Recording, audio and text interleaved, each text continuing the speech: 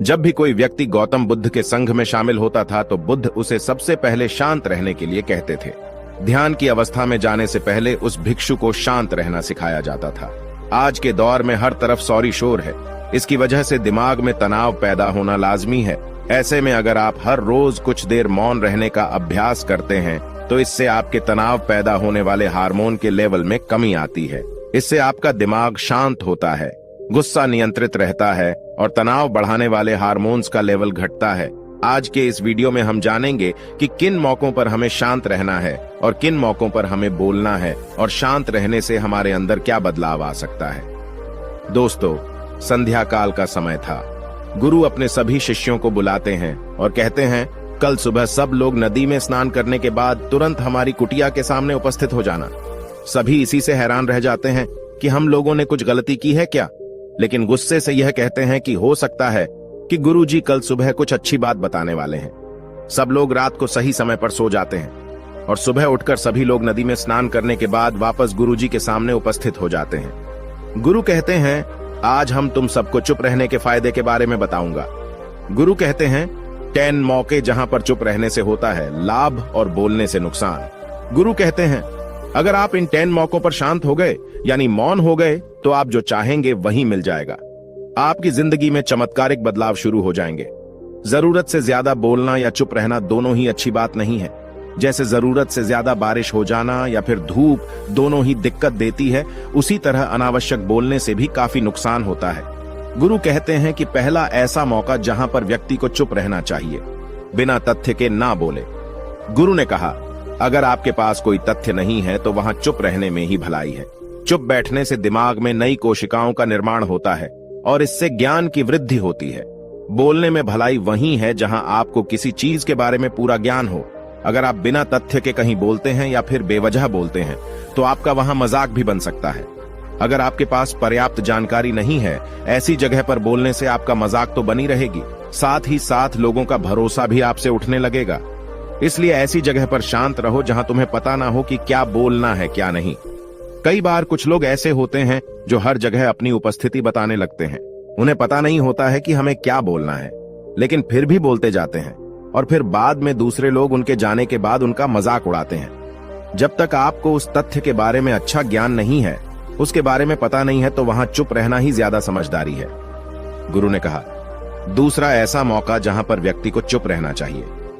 शब्दों से न पहुंचे ठेस। अगर आपके शब्द किसी को मानसिक ठेस पहुंचा रहे हैं तो वहां चुप हो जाना चाहिए।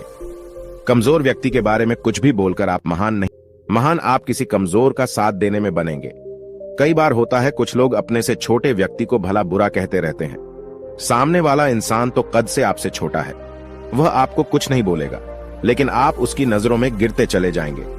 हो सकता है कि कल वह भी आपसे पद में बड़ा हो जाए। पद में आपसे जब वह बड़ा हो जाएगा तो आज जो रवैया आपका उसके साथ है, आने वाले समय में वह भी आपके साथ वही करेगा। आप किसी को नीचा दिखाकर बड़ा नहीं बन सकते हैं। बड़ा बनना है तो अपने से छोटे लोगों का इज्जत भी करना सीखें और साथ ही साथ बड़े लोगों का भी सम्मान करना चाहिए। लोगों को लगता है कि अगर वह अकड़कर बोलेंगे और सामने वाले को नीचा गिराने की कोशिश करेंगे तो वह बड़े बन जाएंगे, तो यह उन सब की भूल है। बड़े होने की बजाय आप उनकी नजरों में गिरते चले जाएंगे। गुरु ने आगे कहा, इसलिए शिष्यों, तुम सब जब भी बोलना आदर भाव से बोलना, ताकि तुम्हारी बात लोगों को अच्छी लगे। बोलने में भाई बहन, माता पिता, मित्र इत्यादि संबोधन शब्दों का इस्तेमाल जरूर करना। इससे तुम्हारी मान प्रतिष्ठा तो बढ़ेगी ही, साथ ही साथ लोगों की नजरों में तुम समझदार व्यक्ति बनते जाओगे। गुरु ने आगे कहा, तीसरा मौका जहां पर व्यक्ति को चुप रहने में ही भलाई है। क्रोध या घृणा करने वाले लोग, जब कोई अपना या सगा संबंधी आप पर क्रोध कर रहा हो, आपका अपमान कर रहा हो, तो आपको उस वक्त चुप रहना चाहिए ताकि सामने वाले का गुब्बारा पूरी तरह से फट जाए। आप यदि सही हैं तो उसे कतई माफीनामा गए और चुप रहकर ही सही समय का इंतजार करें। वह खुद आपसे माफी मांग लेगा जब उसे अपनी गलती का एहसास हो जाएगा। गुरु आगे कहते हैं कि अगर आपका कोई सगा संबंधी आप पर क्रोध कर रहा हो और आप उस समय शांत हैं, तो यह आदर सम्मान देने की निशानी होती है। इससे न कोई छोटा होता है और न ही बड़ा। अगर आपको क्रोध आ रहा है तो आप या तो वहां से किसी का अनादर किए बिना चले जाएं या फिर चुप रहें। क्रोध करने से आपके रिश्ते खराब होंगे। क्रोध करने से हमेशा क्रोध करने वाले व्यक्ति का ही बुरा होता है। गुरु आगे कहते हैं कि एक बार की बात है, एक सांप जंगल से भागते हुए किसी राजा के घर में पहुंच गया। लोगों ने छेड़खानी की तो वह बहुत ही गुस्सा हो गया, जिससे घर में जो तलवार पड़ी हुई थी उसी को लपेटकर कसने लगा और धीरे धीरे उसका पूरा शरीर कट गया। यह गुस्सा उसे खा गया। ठीक उसी प्रकार हमारा गुस्सा भी हमारे शरीर को तलवार की भांति काटता रहता है। गुस्सा ध्यान से खत्म होता है प्रतिदिन। अगर आप ध्यान की मुद्रा में बैठे हैं तो आपका गुस्सा आपके नियंत्रण में रहेगा।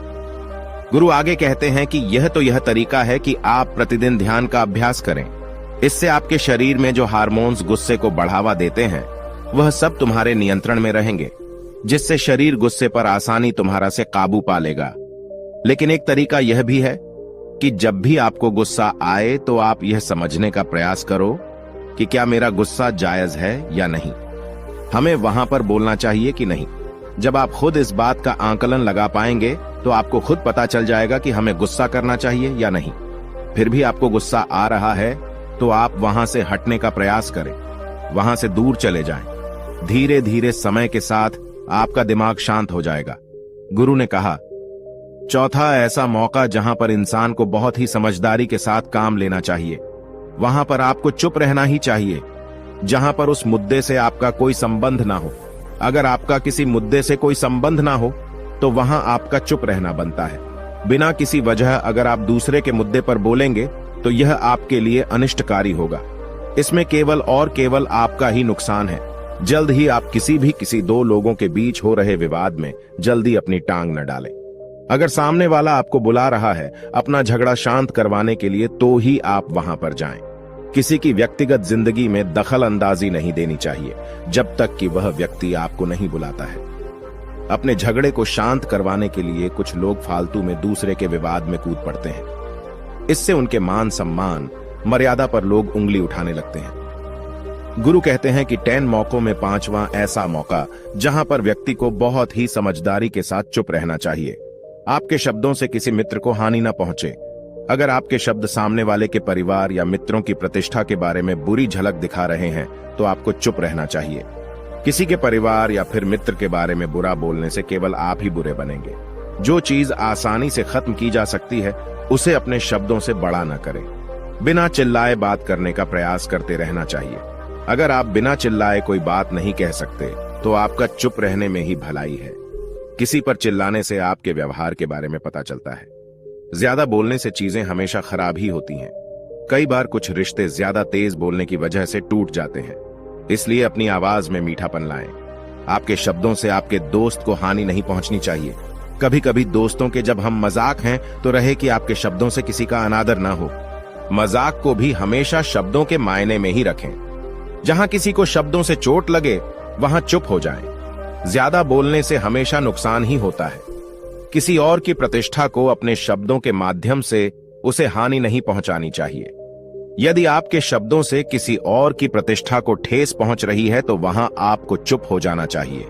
जब कोई व्यक्ति आपके सामने नहीं है तो आप उस व्यक्ति के बारे में बुरे शब्द किसी तीसरे व्यक्ति के सामने न बोलें। गुरु कहते हैं, छठा मौका जहां पर व्यक्ति को चुप रहना चाहिए, जब कोई कर रहा हो किसी की बुराई। जब कोई आदमी आपके सामने किसी तीसरे आदमी की बुराई कर रहा हो तब तुम्हें चुप रहकर बस सुनना चाहिए। अपनी राय व्यक्त नहीं करना चाहिए, क्योंकि जो आज आपके सामने किसी तीसरे की बुराई कर रहा है वह कल किसी और के सामने आपकी बुराई भी कर सकता है। यदि आपने कुछ कहा है तो नीति शास्त्र के अनुसार जो अपने मुंह को बंद रखता है और बुद्धि से काम करता है वही इंसान समझदार होता है। बिना जरूरत के बोलना, किसी के बारे में किसी के बीच में बोलना यह गलत बात है। कभी कभी हमारे लिए बुद्धिमानी इसी में होती है कि हमें अपना मुंह ऐसी जगह पर नहीं खोलना चाहिए। गुरु आगे कहते हैं कि 10 मौकों में 7वां ऐसा मौका जहां पर व्यक्ति को चुप रहना चाहिए, जब कोई नहीं समझे आपकी भावना।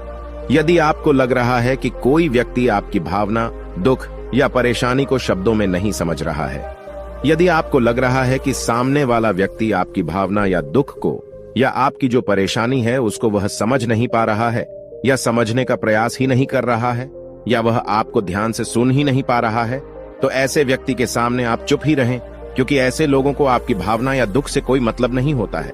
ऐसे लोगों को अपना राज बताकर आप पछताएंगे ही बाद में।